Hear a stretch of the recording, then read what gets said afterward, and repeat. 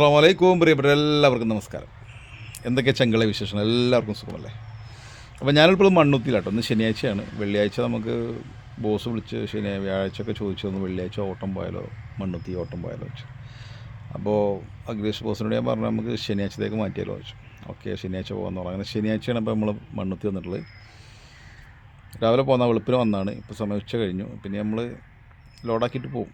Okay, അപ്പോൾ ചെറിയൊരു മനസ്സിനെ ഞാൻ വല്ലാതെ മനസ്സിനെ വല്ലാതെ അല്ലെങ്കിൽ നമുക്ക് പലർക്കും അറിയാത്ത, എനിക്കറിയില്ലായിരുന്നു, അങ്ങനെ പലർക്കും അറിയാത്തതായിരിക്കും ചിലപ്പോൾ, പക്ഷേ അറിയുന്ന ആളുകൾ ഒരുപാടുണ്ട്. ഒത്തിരി ആളുകൾക്ക് അറിയാം കേട്ടോ കഥ. അപ്പോൾ അങ്ങനെ ഒരു കഥ നമുക്ക് കേൾക്കാം. നമ്മുടെ കേരളത്തിൻ്റെ വിശിഷ്ട പക്ഷിയെക്കുറിച്ചൊരു കഥ കേൾക്കാം. പിന്നെ നമ്മളൊക്കെ മരിച്ചു പോകും അല്ലേ? നമ്മളൊക്കെ എല്ലാവരും മരിച്ചു പോകും. നമ്മുടെ വാപ്പ മരിച്ചുപോയി, വാപ്പൻ്റെ കൂടെ നമ്മളാരും പോയിട്ടില്ല, അല്ലെങ്കിൽ കൂടപ്പുറപ്പിളാരും പോയിട്ടില്ല.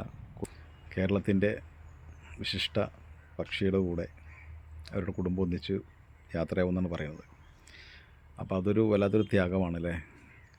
അപ്പോൾ ഞാനിത് കേട്ടു, ആ കഥ ഞാൻ കേട്ടു. അപ്പോൾ നിങ്ങളോട് കേൾപ്പിക്കാം. വളരെയധികം വിഷമം തോന്നി കഥ കേട്ടപ്പോൾ.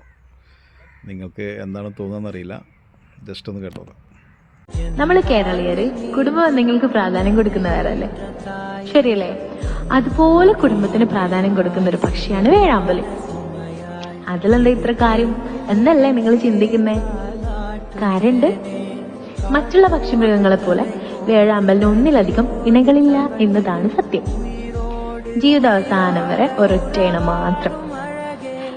ഇണ ചേർന്നതിന് ശേഷം മരത്തിൽ പൊത്തുണ്ടാക്കി ഇണയെ അതിനുള്ളിലാക്കും. എന്നിട്ട് ആൺപക്ഷി അതിന്റെ ദ്രവം കൊണ്ട് ആ പൊത്ത് മൊത്തമായിട്ട് അടക്കും. പെൺപക്ഷി അതിൽ മുട്ടയിടുമ്പോൾ ആൺപക്ഷി കൊക്ക് പോകാൻ പാകത്തിൽ ഒരു ദ്വാരം ഇടും.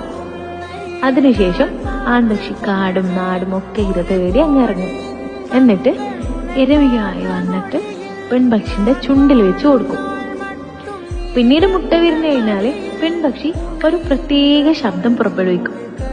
ഉടൻ തന്നെ ആൺപക്ഷി കൂട് കുത്തി പൊട്ടിച്ച് അമ്മയും മക്കളെയും സ്വതന്ത്രരാക്കും. ഒരു പക്ഷേ തേടി പോകുന്ന വഴിക്ക് അച്ഛൻ പക്ഷി മരിച്ചുപോയാൽ അമ്മയും മക്കളും കൂട്ടിൽ കിടന്ന് മരണപ്പെടും. ശരിക്കും പറഞ്ഞാൽ ഒന്നാകെ യാത്രയാവുന്ന ഒരു കുടുംബം, ഒരുമിച്ച് ജീവിക്കാനും ഒരുമിച്ച് മരിക്കാനും ഭാഗ്യം ചെയ്ത കുടുംബം.